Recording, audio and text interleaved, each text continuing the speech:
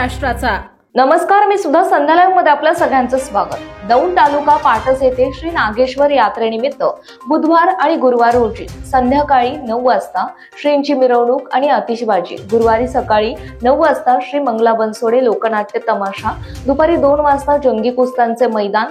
यामध्ये 1,51,000 पहिले बक्षीस, कुस्तीला दुसरे बक्षीस आहे 1,21,000, बक्षीस आहे तिसरे कुस्तीला 1 लाख हे जाहीर केले असून एकूण 25 कुस्त्या मानाच्या होणार आहेत। कर्मयोगी कुस्ती केंद्र पारगाव, गुरुकुल कुस्ती केंद्र गोपाळवाडी, भाडोबा कुस्ती केंद्र कुसेगाव, मोटेवाडा कुस्ती केंद्र, नागेश्वर तालीम पाटस इत्यादी कुस्तीपटू भाग होणार आहे।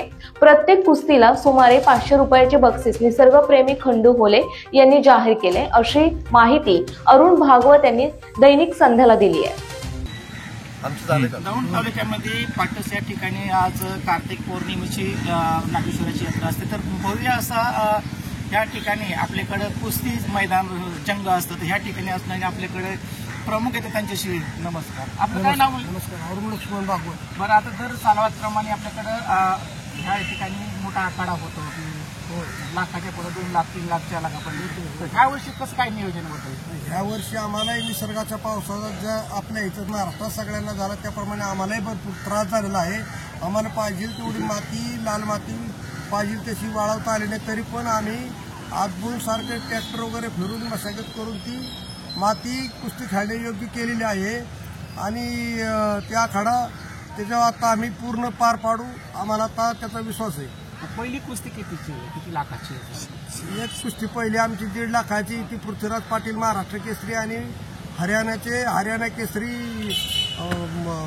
हिराणी असं त्यांचं नाव आहे। बरं, आता ह्यामध्ये जो दोन्ही गावचे आहेत वरवंड आणि पाटसमध्ये काय म्हणजे पैलवानांनी काय दक्षता घ्यावं ह्यासाठी दोन्हीकडे पैलवान खेळले जातात, काय दोन्ही गावचे यात्रा बरोबर असल्यामुळं त्याचा आम्हाला येणाऱ्या पैलवानाचा दोन्हीकडे वजन देतात आणि त्या तिकडल्या मैदानाला जातात किंवा तिकडे वजन देऊन इकडे येतात। त्याच्यात आम्ही दोन्ही गावच्या ग्रामस्थांनी एका ठिकाणी बैठक करून तिथं असे ठरवले की तुम्ही तिकडे वजन दिल्यानंतर त्याच्या हातावरती वगैरे शिक्का मारा, लेबलवरती शिक्का मारा आणि आमच्याकडे आम्ही तीच पद्धत राबवतो। आमच्याकडे शिक्का हातावर मारून लेबलवरती शिक्का मारून त्याला तिकडं आला तर त्याला तिथं खेळू द्यायचं नाही, इकडं असेल तर इकडं आला तर आम्ही त्याला खेळू देणार नाही। त्यामुळं आमचं बऱ्यापैकी 2-4 वर्षात तो बंदोबस्त चांगल्या पद्धतीने चालू आहे आणि तो होणारा त्रास आमचा भरपूर टळलेला आहे आता आणि अजूनही ह्याच्यात काही सुधारणा करायची की आमच्यासारखे प्रयत्न दोन्ही गावाचे मिळून चाललेले आहेत। एकूण आता किती कुस्ती लागते इथं? एकूण आमच्या पाटसमध्ये जवळपास 125 कुस्ती तरी आमच्या मैदानामध्ये होते।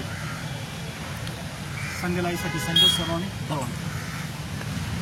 ताज्या आणि महत्त्वपूर्ण बातम्या पाहण्यासाठी आजच आमच्या संध्या लाईव्ह न्यूज चॅनलला YouTubeवर सबस्क्राईब करा आणि बेल आयकॉन प्रेस करा।